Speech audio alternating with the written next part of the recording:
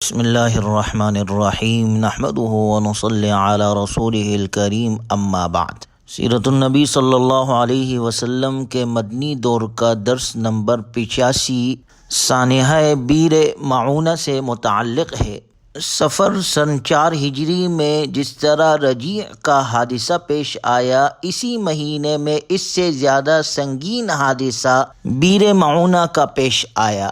نجد کے علاقے قبیلہ بنو عامر کا سردار عامر بن مالک حضور اکرم صلی اللہ علیہ وسلم کی خدمت میں حاضر ہوا، ساتھ ہدیہ بھی لایا۔ آپ علیہ الصلاۃ والسلام نے اس کو اسلام کی دعوت دی۔ اس نے نہ تو اسلام قبول کیا اور نہ انکار کیا، بلکہ یہ درخواست کی کہ آپ علیہ الصلاۃ والسلام اپنے صحابہ ہمارے قبیلے کی طرف اسلام کی دعوت کی غرض سے بھیجے۔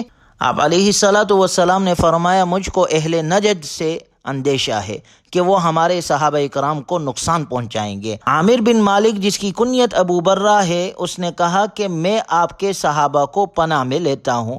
چنانچہ آپ علیہ الصلاۃ والسلام نے اس کی فرمائش پر 70 قراء صحابہ کرام رضی اللہ عنہم کو بھیجنے کا فیصلہ فرمایا۔ بخاری شریف کی روایت میں یہ بھی آتا ہے کہ قبیلہ رعل اور ذکوان کے لوگ آپ علیہ الصلاۃ والسلام کی خدمت میں حاضر ہوئے تھے۔ انہوں نے اپنے اسلام کا اظہار کر کے آپ علیہ الصلاۃ والسلام سے درخواست کی تھی کہ ہمارے دشمنوں کے مقابلے میں ہمیں مدد دیجیے۔ ان کی مدد کے غرض سے آپ علیہ الصلاۃ والسلام نے ان 70 صحابہ اکرام رضی اللہ عنہم کو ان کی مدد کے لیے روانہ فرمایا۔ لیکن دونوں باتیں جمع ہو سکتی ہے کہ عامر بن مالک کی درخواست تھی، ان کی خواہش کو بھی پورا کرنا تھا، اور یہ قبیلہ ذکوان اور ریل جو آئے، ان کی امداد بھی مقصود تھی۔ چنانچہ یہ صحابہ اکرام رضی اللہ عنہم روانہ ہوئے۔ آپ علیہ الصلاۃ والسلام نے منذر بن عمر رضی اللہ عنہ کو ان پر امیر مقرر کیا، اور یہ تمام صحابہ اکرام رضی اللہ عنہم اجمعین قرآن کے قاری ہونے کی وجہ سے لوگ انہیں قراء کے عظیم لقب سے یاد کیا کرتے تھے۔ یہ لوگ رب ذوالجلال کی بندگی اور خدمت خلق کے جذبے سے سرشار تھے۔ یہ دن کے وقت پانی لاتے اور مسجد میں رکھ دیتے تھے تاکہ لوگ اس سے فائدہ اٹھائے۔ رسول اللہ صلی اللہ علیہ وسلم کی خدمت میں میٹھا پانی لا کر پیش کرتے تھے۔ لکڑیاں اکٹھا کر کے کچھ لکڑیاں رسول اللہ صلی اللہ علیہ وسلم کی ازواج مطہرات کے حجروں میں پہنچا دیتے تھے اور کچھ فروخت کر دیتے۔ پھر ان کی آمدنی سے اہل صفہ اور فقراء کے لیے کھانا خرید کر لاتے تھے، اور یہ صحابہ کرام اللہ کے حضور عبادت گزاری اور حصول علم کے لیے کوشش کرتے تھے۔ دن بھر قرآن کریم پڑھتے تھے، رات کے وقت قرآنی تعلیمات کا مذاکرہ کرتے تھے اور اس کی تعلیم حاصل کرتے تھے۔ اس کے ساتھ ساتھ تہجد کا خصوصی اہتمام کرتے تھے، اور یہ سارا نقش عمل کوئی ایک دن کی بات نہیں تھی، بلکہ یہ ان کا روزمرہ کا معمول تھا کہ روزانہ یہ اس طرح عمل کرتے تھے۔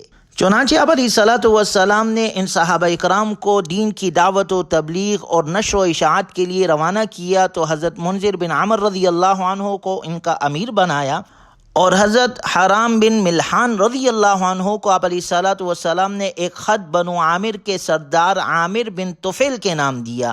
یہ عامر بن طفیل عامر بن مالک کا بھتیجا تھا۔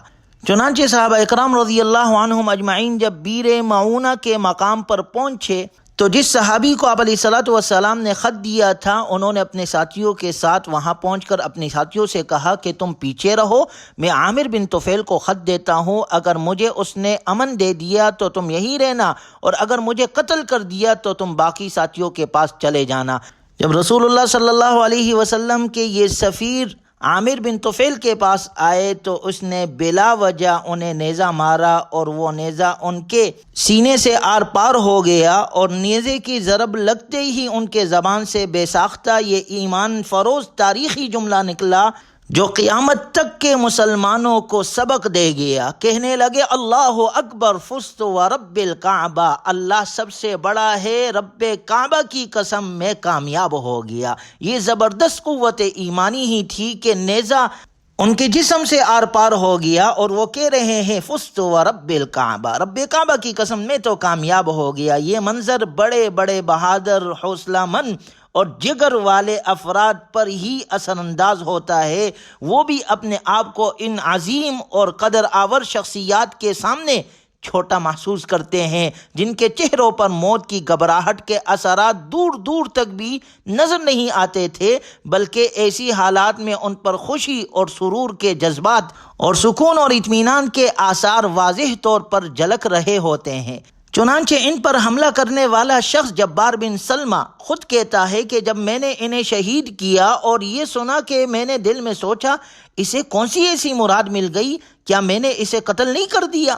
پھر بھی اسی قول کے بارے میں نے دریافت کیا تو مجھے بتایا گیا کہ یہ کامیابی شہادت کے درجے پر فائز ہونے کی وجہ سے سمجھی جاتی ہے۔ تو میں نے کہا پھر تو واقعی اللہ کی قسم وہ مراد پا گیا، اور یہی بات ان کو قتل کرنے والے جبار بن سلمہ کے اسلام قبول کرنے کا سبب بن گئی۔ اور صحابی رسول کا یہ منفرد انداز ہمارے لیے ایک سوال چھوڑتا ہے، وہ یہ ہے کہ کیا شہید موت کی تکلیف محسوس کرتا ہے؟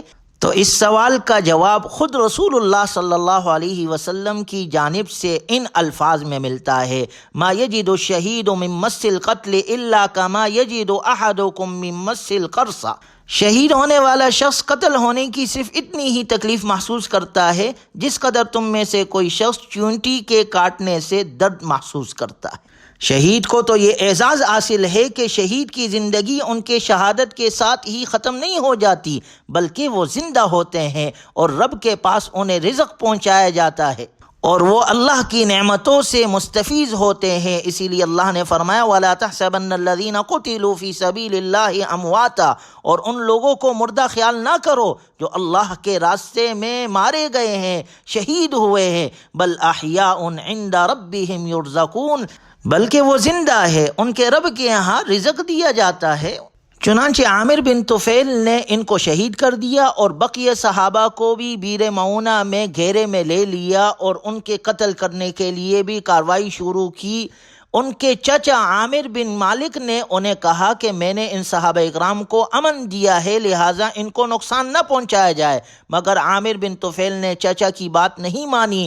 تاہم اس موقع پر بنو عامر نے کہا کہ جب ان کو امان دیا گیا ہے پھر غداری اور عہد شکنی نہیں ہونی چاہیے۔ جب بنو عامر نے عامر بن طفیل کی بات نہیں مانی تو عامر بن طفیل نے قبیلہ رعل اور قبیلہ ذکوان سے مدد طلب کی، اور ان دونوں قبیلوں نے باوجود اس کے کہ حضور صلی اللہ علیہ وسلم سے صحابہ اکرام رضی اللہ عنہم اجمعین کو بھیجنے کی درخواست کی تھی، انہوں نے عہد شکنی کی اور عامر بن طفیل کے ساتھ مل کر ان صحابہ اکرام رضی اللہ عنہم اجمعین کو اس بیر معونہ کے مقام پر بہت بے دردی کے ساتھ شہید کیا۔ صرف 3 صحابہ اکرام رضی اللہ عنہم اجمعین بچے، ایک حضرت کعب بن زید انصاری رضی اللہ عنہ تھے، ان کے بارے میں یہ سمجھا گیا کہ یہ فوت ہو چکے ہیں، حالانکہ وہ زندہ تھے۔ حضرت کعب رضی اللہ عنہ بعد میں غزوہ خندق کے موقع پر شہید ہوئے۔ دوسرے 2 صحابہ، ایک منذر بن محمد اور ایک عمر بن امیہ رضی اللہ عنہما، یہ دونوں مویشی چرانے جنگل گئے ہوئے تھے۔ اچانک انہیں آسمان پر پرندے اڑتے نظر آئے۔ پرندوں کو دیکھ کر یہ دونوں گھبرا گئے اور کہا یہاں کوئی حادثہ ضرور پیش آیا ہے۔ جب قریب آ کر دیکھا تو تمام صحابہ اکرام رضی اللہ عنہم اجمعین شہید ہو گئے۔ دونوں نے مشورہ کیا کہ کیا کرنا چاہیے۔ عمر بن امیہ نے کہا کہ چلیں مدینہ چلتے ہیں، آپ علیہ الصلوۃ والسلام کو خبر دے دے، لیکن منذر بن محمد نے کہا جہاں منذر بن عمر جماعت کے امیر شہید ہو گئے ہیں وہاں سے میں کیوں بھاگوں، آگے بڑھے اور کفار سے جا لڑے اور یہ بھی جام شہادت نوش کر گئے۔ عمر بن امیہ کو لوگوں نے زندہ گرفتار کیا اور یہ عامر بن طفیل کے حوالے کیا گیا۔ عامر بن طفیل نے ان کے سر کے بال کاٹے اور یہ کہہ کر ان کو آزاد کر دیا کہ میری والدہ نے ایک غلام آزاد کرنے کی نظر مانی تھی، یہ اس کی طرف سے آزاد ہے۔ چنانچہ یہ مدینہ منورہ کی طرف روانہ ہوئے۔ جب مدینہ منورہ کے قریب پہنچے تو ان کو اسی قبیلہ بنو عامر کے 2 شخص نظر آئے۔